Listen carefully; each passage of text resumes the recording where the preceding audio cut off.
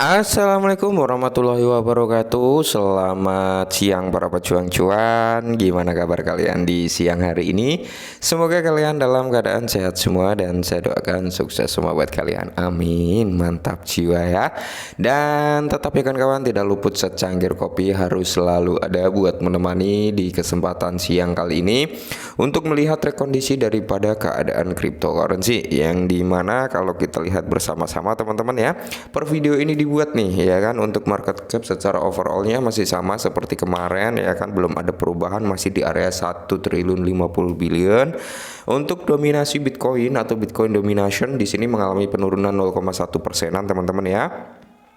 Dan untuk indeks ketakutan dan ketamakan ya, atau fear in greed ya teman-teman, yang dimana di sini udah menunjukkan tanda-tanda yang cukup membaik teman-teman, terpantau sangat jelas.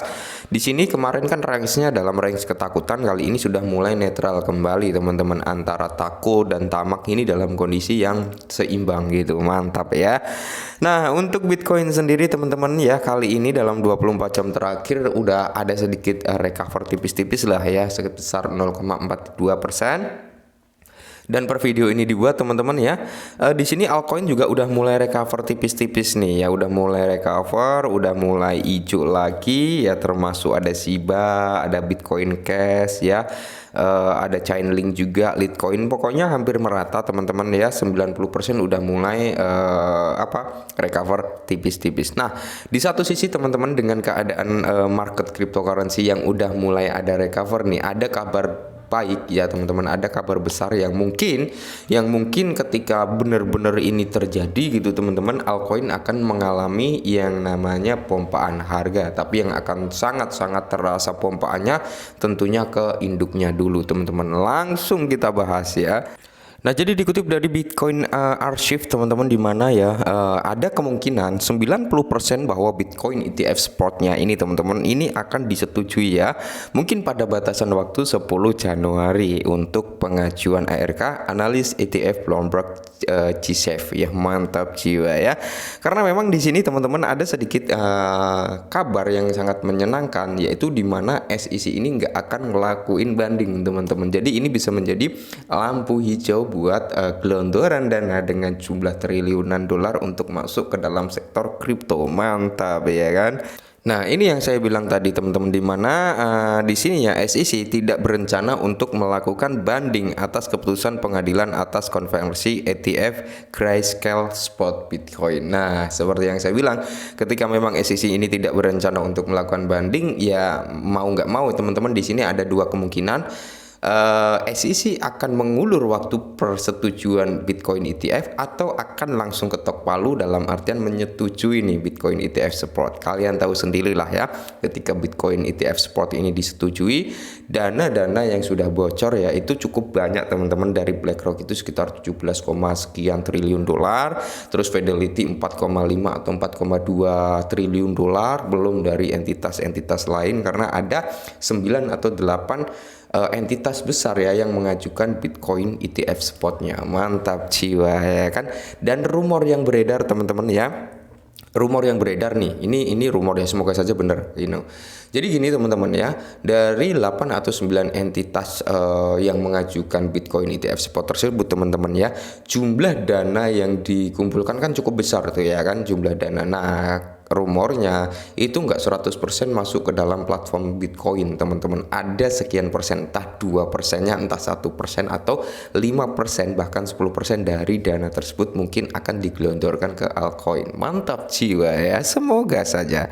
Dan kali ini datang dari Watcher Guru teman-teman, di mana Bitcoin ETF spot ya 90% ditembak dengan persetujuan oleh SEC pada Januari 2024. Nah, akankah Januari ini menjadi momentum di mana halving yang akan mengalami lonjakan harga yang cukup signifikan? Ya, kita lihat saja. Tapi Cheng Peng Zhou udah mewanti-wanti kita, Cheng Peng Zhou juga sudah ngingetin kita, jangan senang dulu ketika halving. Kenapa? Karena halving itu ya, kita belajar dari Litecoin dulu teman-teman, yang udah halving duluan kan. Nah, Litecoin itu sebelum halving mengalami lonjakan harga yang cukup signifikan, tapi setelah halving mengalami penurunan. Akankah Bitcoin juga mengalami hal yang serupa sebelum halving? Mungkin halving kurang seminggu, kurang sebulan ya, kurang 2 minggu itu udah ada pompaan harga teman-teman, tapi setelah halving biasanya akan terjadi koreksi ya, seperti itu ya, buy be rumor sell be news kayak gitu teman-teman. Nah jadi di sini teman-teman ya, analis Bloomberg Eric Balance dan James Safety memperkirakan bahwa ada yang diperdagangkan di bursa Bitcoin ETF memiliki peluang 90% untuk disetujui pada Januari 2024. Dalam catatan yang dikirim kemarin, Balchus dan Sirf menjelaskan bahwa ada diskusi konstruktif yang berkelanjutan antara dua belah pihak SEC, ARK dan 21 saham. Dua yang terakhir memiliki aplikasi yang tertunda untuk ETF Bitcoin spotnya ya. Jadi komunitas antara ARK dan SEC cukup menjanjikan. Ini adalah percakapan pertama yang dilaporkan antara regulator Amerika Serikat dan manajer aset mengenai Bitcoin ETF. Analis Bloomberg mengatakan bahwa 5 halaman teks berisi perubahan dan dialog baru antara SEC dan ARK. Menurut para analis, praktek ini adalah praktek standar untuk peluncuran baru, tetapi yang pertama untuk spot Bitcoin. Oke ya. Nah, jadi gini teman-teman ya. Jadi gini, oke ya, sebelum Bitcoin ETF spot ini benar-benar di ACC oleh SEC ya. Karena di sini mayoritas orang mempercayai nih 90% ini bakal ter-ACC gitu ya kan. Nah, sebelum di ACC teman-teman, saat ini kalian bisa mencari ya. Kali ini kalian bisa mencari aset-aset yang menurut kalian di masa bull run akan ada lonjakan harga. Banyak kok ya, kalian bisa masuk top 10 atau cari 100 besar atau cari apalah ya yang menurut kalian memang memiliki potensi untuk mengalami pompaan harga nantinya. Kenapa? Karena di tahun 2023 sudah saya ingatkan, ini adalah tahun-tahun dimana tahun yang tepat, tahun yang pas ya untuk kita melakukan yang namanya DCI atau pembelian. Beruntung sekali buat teman-teman semua yang mengenal kripto di tahun 2023 ini teman-teman. Karena apa? Mayoritas kalian yang tahu kripto atau terjun kripto di tahun ini, kalian mendapatkan harga bottom. Kalian mendapatkan harga dasar ya.